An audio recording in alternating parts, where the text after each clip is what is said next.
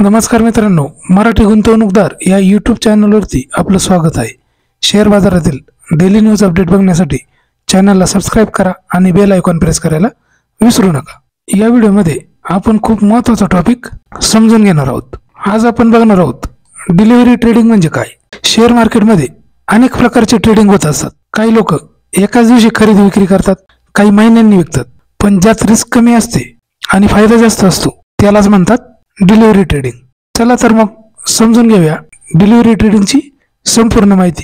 Delivery trading म्हणजे असा व्यवहार ज्यात तुम्ही एखाद्या कंपनीचा शेअर खरेदी करून तो लगेच विकत नाही, त्याऐवजी तो तुमच्या डीमॅट अकाउंटमध्ये ट्रान्सफर होतो। एकदा तो शेअर तुमच्या डीमॅट अकाउंटमध्ये जमा झाला की तो तुमची मालमत्ता बनतो। तुम्ही तो शेअर काही दिवस, काही महिने किंवा अगदी काही वर्षे सुद्धा ठेवू शकता।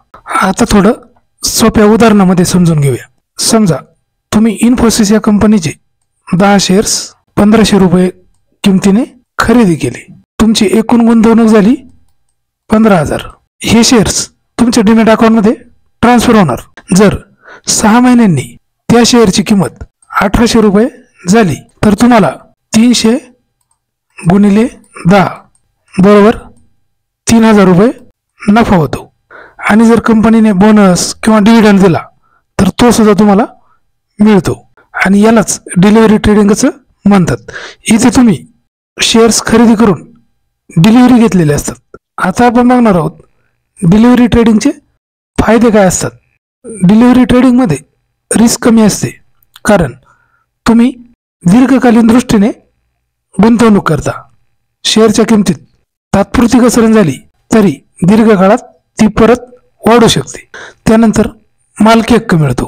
शेअर्स तुमच्या अकाउंटमध्ये आल्यावर तुम्ही त्या कंपनीचे भागधारक होता, थोडक्यात शेअर होल्डर होता। त्यानंतर dividend, bonus, right issue, split यांसारखे फायदे सुद्धा तुम्हाला मिळतात। त्यानंतर टाइम लिमिट नसतं, तुम्ही शेअर्स कधी विकायचे हे पूर्णपणे तुमच्या हातात असतं। त्यानंतर आपण बघणार आहोत डिलिव्हरी ट्रेडिंगचे तोटे काय असतात। डिलिव्हरी ट्रेडिंगमध्ये मोठं कॅपिटल लागतं, कारण तुम्हाला शेअर्स खरेदी करून ठेवावे लागतात। त्यानंतर ताबडतोब नफा मिळत नाही, कारण हा दीर्घकालीन व्यवहार असतो। त्यानंतर काही वेळा शेअरची किंमत दीर्घकाळासाठी खाली सुद्धा राहू शकते, त्यामुळं संयम सुद्धा आवश्यक असतो। त्यानंतर आपण बघणार आहोत इंट्राडे ट्रेडिंग आणि डिलिव्हरी ट्रेडिंग या दोघांमध्ये फरक काय असतो ते आपण समजून घेणार आहोत। पहिलं आहे खरेदी विक्रीचा टायमिंग। इंट्राडेमध्ये काय होतं, त्याच दिवशी म्हणजे ज्या दिवशी शेअर्स घेऊ त्याच दिवशी आपल्याला शेअर्स विकावे लागतात। डिलिव्हरी ट्रेडिंगमध्ये काही दिवस, काही महिने किंवा वर्षे सुद्धा आपण शेअर्स ठेवू शकतो। त्यानंतर इंट्राडे ट्रेडिंगमध्ये शेअर्स ट्रान्सफर होत नाहीत, डिलिव्हरी ट्रेडिंगमध्ये शेअर्स ट्रान्सफर होतात। त्यानंतर इंट्राडे ट्रेडिंगमध्ये रिस्क जास्त असते आणि डिलिव्हरी ट्रेडिंगमध्ये रिस्क कमी असते।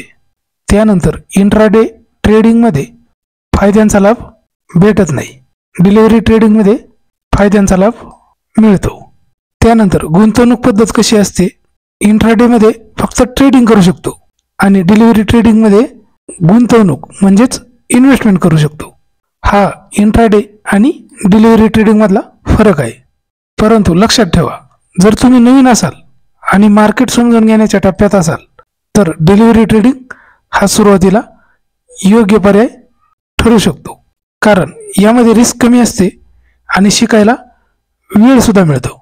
तर मित्रांनो, आता तुम्हाला कळलं असेल की डिलिव्हरी ट्रेडिंग म्हणजे काय आणि ते का महत्त्वाचं आहे। तर ही होती आपली या व्हिडिओमधली महत्त्वाची माहिती। व्हिडिओ आवडला असल्यास लाईक करा, शेअर करा आणि चॅनलला सबस्क्राईब करा। भेटूया पुढच्या व्हिडिओमध्ये। धन्यवाद।